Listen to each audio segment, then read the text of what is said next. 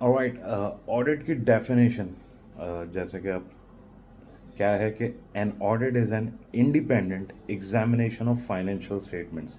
ठीक है, यानी कि भाई इंडिपेंडेंट है, किसी चीज़ पे डिपेंडेंट नहीं है। एग्जामिनेशन है, इन्वेस्टिगेशन नहीं है।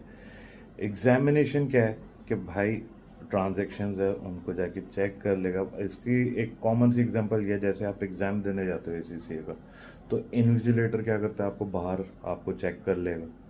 ठीक है, फिर आप अंदर जाओगे तो आपके ऊपर नज़र रखेगा।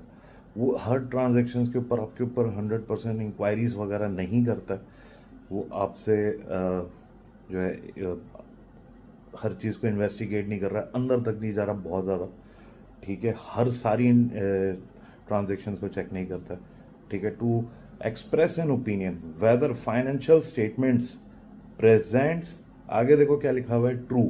ट्रू के बारे में जो है कोई ऑफिशियल डेफिनेशन नहीं है, लेकिन इसके बारे में ये बोला जाता है कि ट्रू का मतलब है कि जो ट्रांजैक्शंस आपकी बुक्स में, यानी कि sales day book, purchase day book, आपके लेजर्स वगैरह में है, वो सारी फाइनेंशियल स्टेट वो रिकॉर्डेड है और वो फाइनेंशियल स्टेटमेंट्स में मौजूद हैं। ठीक है, आगे देखें, एंड फेयर व्यू। फेयर का क्या मतलब है? फेयर से मतलब ये है कि यार किसी किस्म की बायसनेस नहीं है, किसी किस्म की डिस्क्रिमिनेशन नहीं है। ठीक है, आगे आ जाए।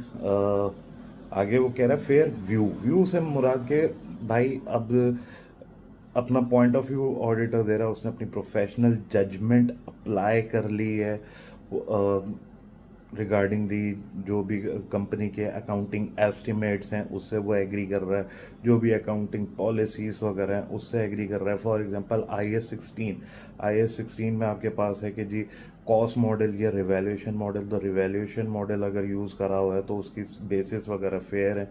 उसने पॉलिसी जो अप्लाई करी हुई है, ऑडिटर उसे एग्री कर रहा है, प्रोफेशनली जजमेंट जो है वो क्लाइंट के हक में जा रही है। आगे बात आ जाती है इन ऑल मटेरियल एस्पेक्ट्स, यानी कि ऑडिट की डेफिनेशन खुद कह रही है कि भाई तैयार रहो, इमटेरियल मसाइल हो सकते हैं। सो आई होप क्लियर होगा। फिर मुलाकात होगी, तब तक के लिए अल्लाह हाफिज़।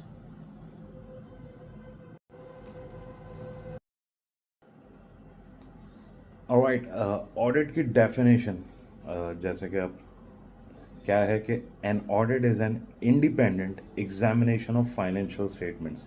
ठीक है, यानी कि भाई इंडिपेंडेंट है, किसी चीज़ पे डिपेंडेंट